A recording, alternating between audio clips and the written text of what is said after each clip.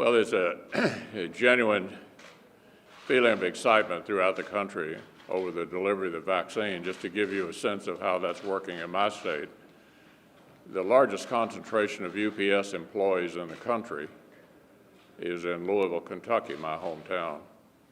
I wish the corporate headquarters was there. It's in Atlanta, but nevertheless, packages are being routed through Louisville to go all over the world, and it is one of the key locations that are delivering vaccine all over the country over the last 24 hours. The first shots have been administered.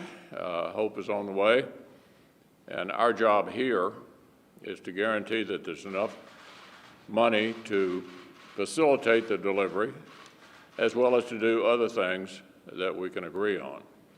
And as I've said repeatedly, number one, we're not leaving here without a COVID package. It's not going to happen. We're going to stay here until we get a COVID package, no matter how long it takes. We'll be here until we get a COVID package. Number two, the way forward, obviously, is to put aside the two things that are the most contentious on each side: liability protection and state and local. We all know the new administration is going to be asking for another package.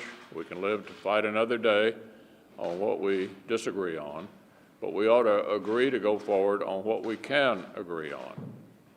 That is the way forward. No less a figure than the number two Democrat in the House of Representatives, the majority leader, said on Sunday in one of the talk shows that it made sense to set aside the two things that were the most contentious and agree on all the rest. So it is still my hope we're going to get an omnibus appropriation, and it will have attached to it, when it comes over from the House, an agreement that we've been able to reach with the four corners and Secretary Mnuchin and the President. Well, it is great news. The vaccine coming out in record time, 5 times faster than any vaccine literally in history. And in my state of South Dakota yesterday, frontline workers were getting vaccinated, which is a great story for South Dakota. It's a great story for every state in the country.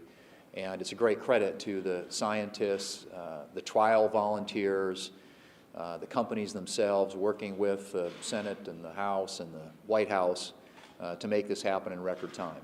Truly remarkable achievement, and one that hopefully will start to deliver meaningful relief to the American people. There are a few things left for us to do. Obviously, with the vaccine out there, we have resources available in legislation that we're considering to help distribute that vaccine in a quick and an efficient way. That needs to be addressed in a COVID package. As the leader pointed out, the list of issues has narrowed significantly, and there is bipartisan buy-in and support for a proposal that does a few of the basic things we all agree on. It helps our hardest hit small businesses. It provides unemployment insurance to people who are unemployed, provides money for vaccine distribution, money for schools. Those are all elements of legislation that we've been talking about, frankly, legislation that we voted on now a couple of times in the Senate and had a majority of senators vote in favor of. And that's where I hope this will land. And whether or not it lands there really is up to, at this point, Speaker Pelosi and Democrat Leader Schumer here in the Senate. The bipartisan group has come to that conclusion. They've jettisoned, as the leader pointed out, the most controversial elements of that proposal, which is funding for state and local governments and liability protections.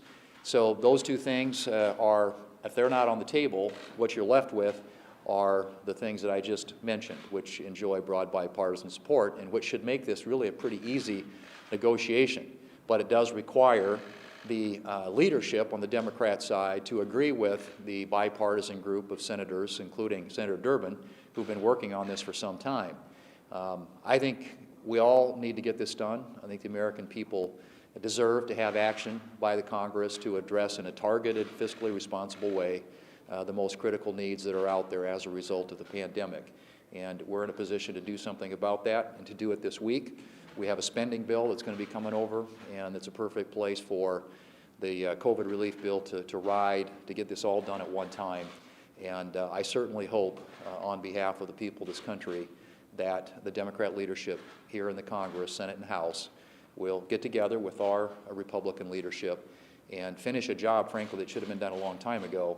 But frankly, if it gets done now, it will be great news for the American people.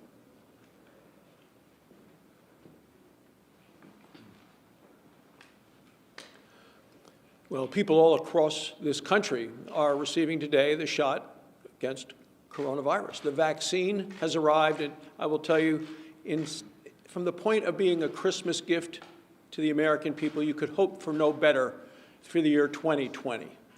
It truly is remarkable. 3 million doses sent out yesterday, 636 locations, 5 spots in Wyoming. It is working, and it is a front-page story in every newspaper in America. You open a newspaper and you see someone getting the shot, the vaccine for coronavirus. It is also a sign of incredible American ingenuity. The efforts made by scientists, by companies, by researchers to get this developed and then distributed all across America. I've talked to healthcare providers in Wyoming and across the country this weekend. There is a huge sigh of relief as they look forward to receiving the shot, the medicine, because it will provide relief for them, the doctors, the nurses, the therapists, and the other, as well as the most vulnerable. When I think of this as being a doctor in terms of how important is this, what kind of a breakthrough is it, it is similar to insulin, to penicillin, and certainly as safe and effective as the polio vaccine. It is exactly what we need to get America back on track in terms of our economy, in terms of kids back to school, and putting the disease behind us. So what have the Democrats been doing? They have continued to block us every step along the line. And just in the last couple of weeks, both Speaker Pelosi and Senator Durbin have admitted that they've held up relief for political purposes. They've held up coronavirus relief for political purposes because of the election and allowed the American people to continue in isolation and suffering and hardships because they had a political agenda. They have blocked our efforts as Republicans 40 different times. It is time for the political games to be over. We need a solution. The American people are depending upon all of us. From a standpoint of good news, you may have seen some of the polls that show more people, as they learn more about the vaccine, are much more willing to get the vaccine. And I saw that former Presidents Clinton and Obama and Bush have all said that they would get the vaccine and do it publicly to show that it is safe and that they trust the entire vaccine. And to that, as a doctor, I would say, sign me up as well. Well, on the recovery from the pandemic front, which obviously is going to take some time now before we get there, but the National Institute of Health today announced the first home test to come through the Shark Tank process. They'll be producing about 100,000 of those a day in January, 250,000 a day by the end of February. Tests could be taken at home. I think over 800 applications of various kinds on testing were made at NIH to become partners in the Shark Tank. About 24 of those have now been in production.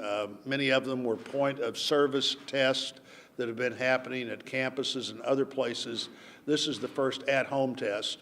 And so if people work to be sure they continue to be safe while they or others in their house are waiting for the vaccine, that'll be important. And on the vaccine front, not only did another good report today from Moderna as we go toward hopefully the approval of that later this week, but I was in a conference call last week with the people running that program.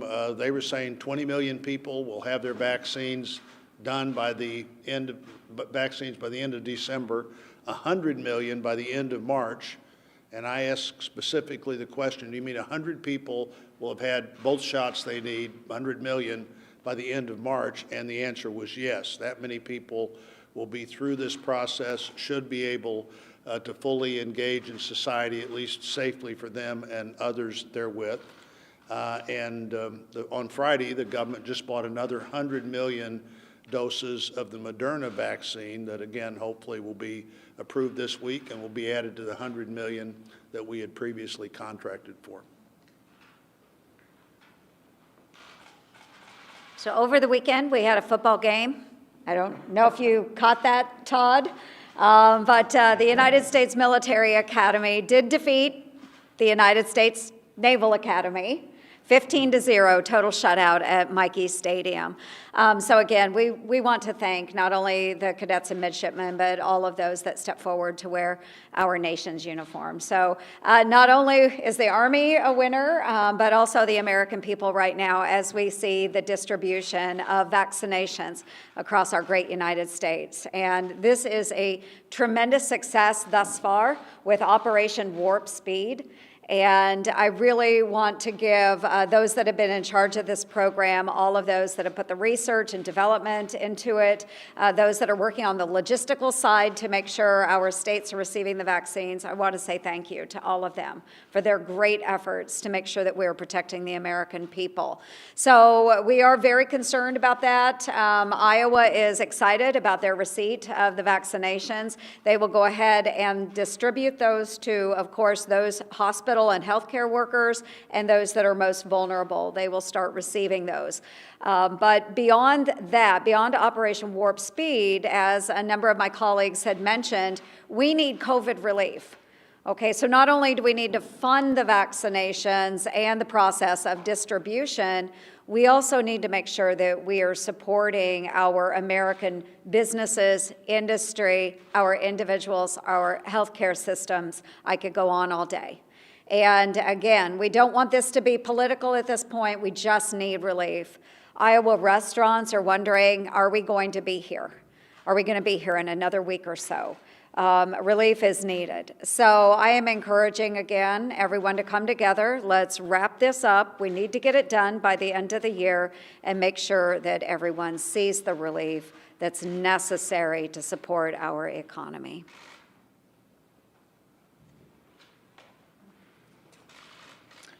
Joni, I want to congratulate you and all the Army fans out there, and better luck next year for those of us who are backers of Navy. But I'll take Joni's pregame position, which is the American people win every time we play. It's a win for the American people. It's really not about who wins and loses. Thank you for recognizing that last week. Clearly, a win for the American people has been this rapid development and approval of Pfizer's coronavirus vaccine, something to be celebrated. It's really a testament to the ingenuity and determination of the American people that we were able to get this developed and approved in such rapid fashion, and also a testament to Operation Warp Speed. This would not have happened but for Operation Warp Speed. We're now at a point where just yesterday there was vaccine delivered to a hospital in Indiana so that our high-risk healthcare, hardworking personnel on the front lines would have access to this groundbreaking, game-changing vaccine. And in the coming week, we're going to see this vaccine, this groundbreaking, game-changing vaccine. And in the coming week, we're going to see this vaccine distributed to 50 additional hospitals around the state of Indiana, so that our health care workers can be protected as we continue to do everything we can to control the symptoms of and to contain this deadly virus. The ball is sort of in our court now in Congress. The researchers have done their work. So many of the American people, our essential workers, are doing their part. Now it's time for Congress to do its part and to pass this end-of-year coronavirus relief package so that we can make sure we get vaccine out to more Americans as we head into next year and provide additional economic relief as so many Americans continue to suffer. We really need to put politics aside. It seems like we're getting very close to doing that and coming to terms on some difficult issues, and I'm very pleased about that. The Electoral College submitted its vote. And I also think as we look into next year, it's very important that each of us pledges to work with President-elect Biden and Vice President-elect Harris to ensure that we keep the American people safe and secure so that we get through this coronavirus period and we emerge very strongly on the back end of it. Yeah, let me add one additional thought on the vaccine. As a polio survivor myself, unfortunately, the vaccine had not yet been developed. I'm a huge supporter of being vaccinated when you have a substance that you know works. And so whenever my turn comes, I'm going to be anxious to take the vaccine and to reassure, do my part to reassure those who are doubtful about this that we really need to get the country vaccinated. When you have about half of the population either skeptical or saying they won't do it, that's not good news. So I think all of us who do have at least some following in the country need to step up, as the former presidents are, and as I'm sure people in the entertainment world will as well, to encourage people to do this. It's the right thing to do for yourself, for your family, and for the country. I have a question about the vaccine money in the COVID relief plan. Many states, including your own, say they actually needed that vaccine money months ago so they could plan. How much longer are they going to have to wait? Well, we tried in September. I would remind you, we tried in October. We've been trying for months. They're not, shouldn't have been put in this position. We should have done this a long time ago. I've been saying for weeks, and you've been listening to me saying for weeks, let's put aside the things we can't agree on and do the things we can. That's just another good argument to get it done now, and we're not leaving. I assure you, we're not leaving until we finish this package. Manu? Your speech this morning about Joe Biden, congratulating him for winning. One thing you did not mention was President Trump's claims that this election was rigged, it was stolen, and the like. Do you have any concerns at all about what the president is saying, and should he accept these results? Look, I don't have any advice to give the president on the subject. I said this morning, for me, and I think on the basis of the way the system works, the decision by the Electoral College yesterday was determinative. Mr. Leader, thank you. The President-elect, former Vice President Biden, said this morning that you two spoke on the phone. Do you think he deserves to have key members of his cabinet in place on day one, on January 20th, like you did, for example, with James Mattis? Well, look, our first job here is to try to finish up this session with this administration, and we'll have plenty of time to talk about the way forward. My concentration right now is on the subjects that we've been talking about, finishing up our work. President Trump is going to be there until January the 20th. We need to continue to work with him. The future will take care of itself. Yeah. If you could give your thoughts going into this meeting this afternoon. Is it your view that there basically is no deal available with state and local money, and it just needs to be dropped completely? Is that your position going into the meeting? Well, we're not negotiating the deal in here, but it's pretty obvious the way to get a deal for weeks has been exactly what I said, what Steny Hoyer's suggested, and what the bipartisan group has suggested, is to drop the two most contentious items for the moment. We all know the new administration is going to be asking for yet another package.